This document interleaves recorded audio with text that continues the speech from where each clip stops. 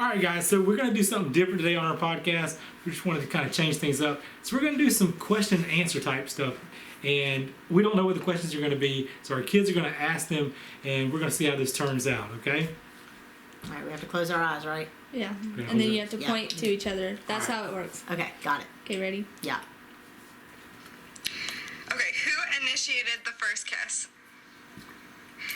Who apologizes first after a fight?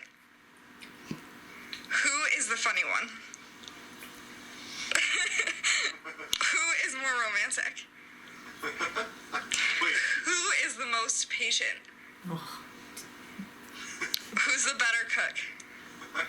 That's easy. Who said I love you first? Who takes longer to get ready in the morning?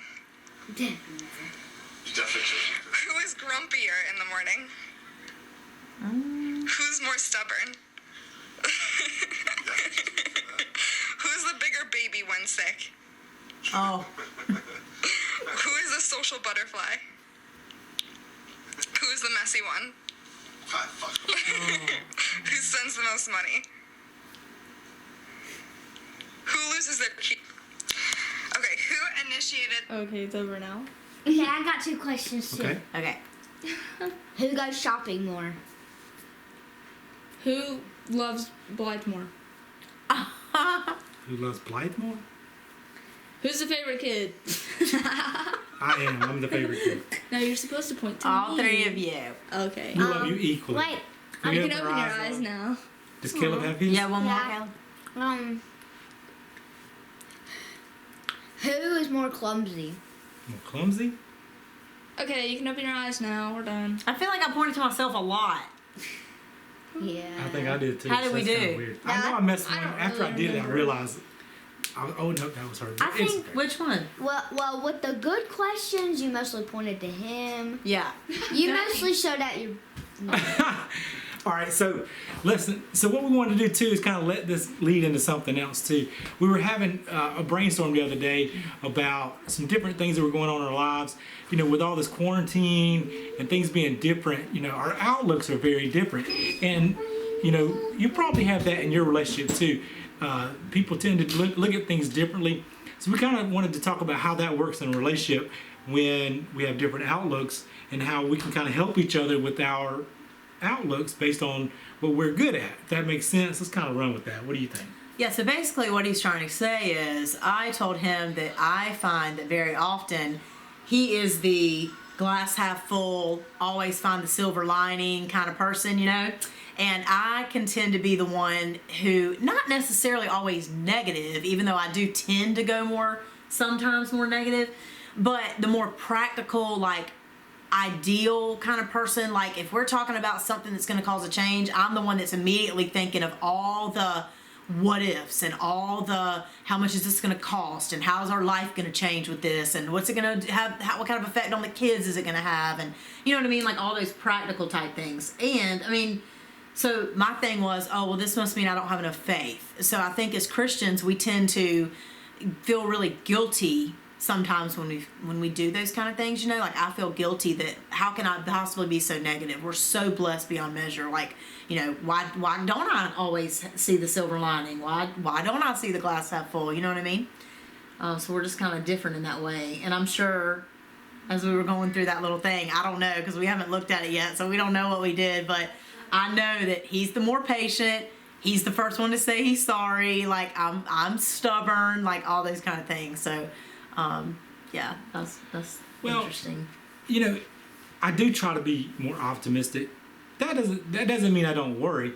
You know, I try to think about things from a lot of different perspectives. I do worry about future things and how they're going to affect us, especially when it affects the whole family, because I worry about how it's going to affect them sometimes more than myself. But I do try to talk myself down so I don't allow it to cause me to be stressful or, you know, sad or whatever. I try to say, well, what is the bright side? Or maybe a better way to look at it is what's the worst that could happen. I think that's sometimes some good advice to give people to say, you know what, when I'm really worried about something, I'm really afraid about it, just say to yourself, what's the worst that could happen? And kind of talk yourself down from that and realize that it's not as big of a deal as we're kind of making it out to be, and sometimes that'll help you get through it. And then you look back, retrospect, and say, you know what, I was right.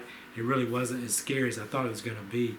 And then, you know, if you make things negative, they will be. You know, if you're constantly talking about things in a negative, or if you're already anticipating something to be bad or negative, then it probably will be, because you know, a lot of times you get what you put into things. So if you bring positivity into it, and you try to have a good attitude and try to make the most out of it, you'll typically learn something from it, and it'll be better anyway. I mean, you know, we're all human, and it's not always going to work out, you know, the best it can. And there's going to be negatives in life. There's going to be things you don't want to do. But I think the best way to approach it is to have, you know, the most optimistic outlook possible, you know. So Yeah, you know, it's interesting, like, even being on this quarantine thing, you know, we were just talking earlier that Caleb learned to ride his bike with no training wheels today, and we cleaned a lot of stuff out of our basement and took it to the dump today, and, you know, like, there's all these different things. I had a great conversation with my daughter just a little bit ago, you know, so it's caused us to slow down. And one of the things that we were having this conversation with the youth about Elijah, and we were talking about how sometimes God will still you and allow you to hear his still small voice. You know, with Elijah in 1 Kings chapter 19, he told Elijah that he was going to speak to him, and he caused a rushing wind, he caused an earthquake, he caused all these large kind of scary things,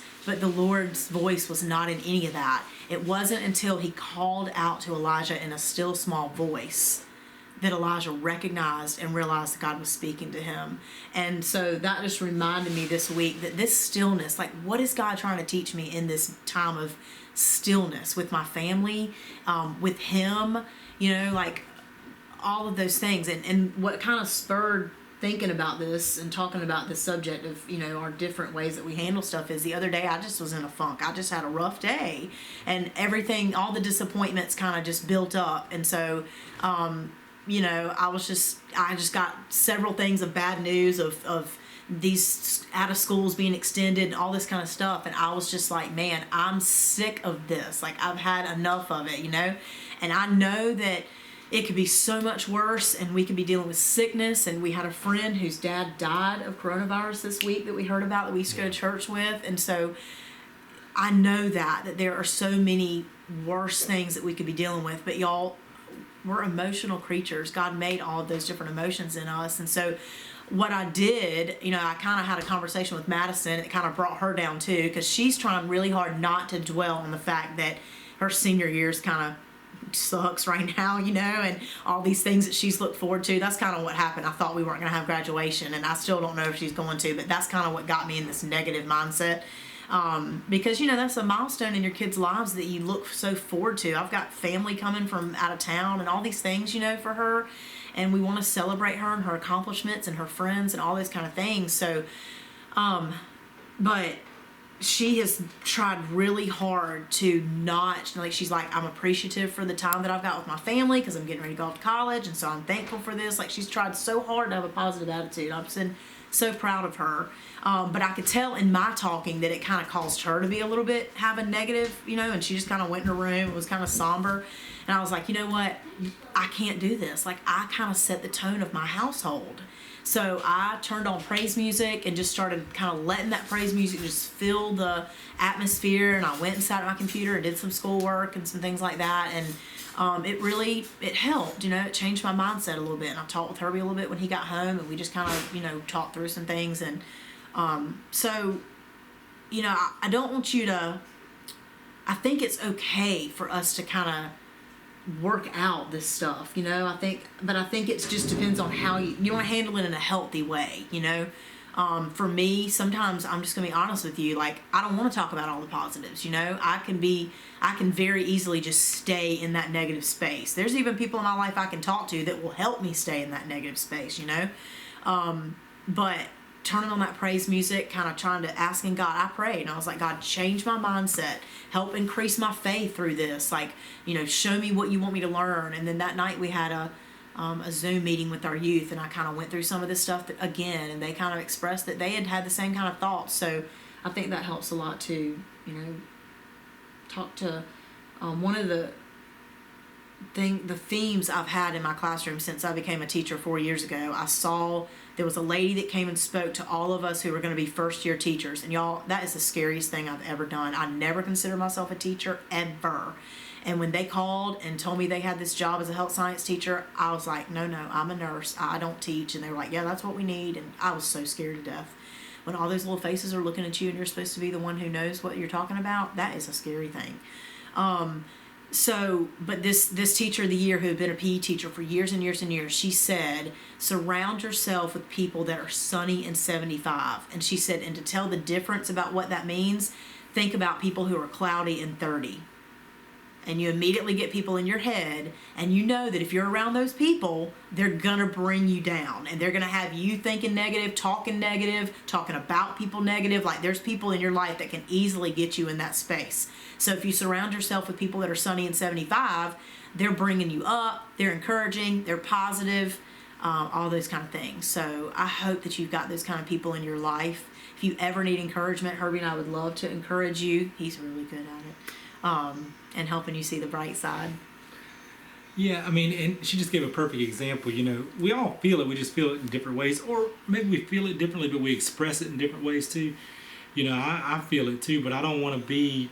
You know, I want to be the one that's trying to uplift everybody now. So, you know, I feel it too, but I just try not to express it sometimes. And so, you know, I feel, you know, really bad for Madison not having graduation, and there's lots of other things too. But like today, like she said, you know, watching Caleb zoom down the road on his bicycle and just having a blast, you know, and just having that extra time with him, you know, and he was doing so well. I said, buddy, let's just take off those training wheels. He was like, you sure? I was like, you're not really using them anyway. So I went and took them off, and he was, you know, at first he was a little unsure, but then he just was racing down the hill like you wouldn't believe. So, you know, maybe this time was just a time to slow down, and that's what it's caused everybody to do, you know, and kind of not do all the, you know, sometimes we instead of allowing ourselves to enjoy life, we get a little bored, we rush out and go try to find something to do, when in reality we need to stop, appreciate what we have, and enjoy, you know, these little small moments. And, you know, I mean, he hasn't ridden that bike in years, you know, and it was only because we were all here with nothing to do that he did it. So, you know, think about that. You know, I go out every day with him and try to find some kind of game or some kind of activity. We found a turtle, you know, and we decided to set him free, you know. I mean, you know, you just find stuff and you just make the best out of your time, and you find the silver lining. And I think if you do that, this will be a blessing more than it is a curse. And you'll look back on it as, yeah, it was a crazy time, but I made the most out of it, and I'm glad I did. So, hey, I hope you do the same. Hopefully this encouraged you. And it takes grace. It definitely takes grace. See you next time. Bye.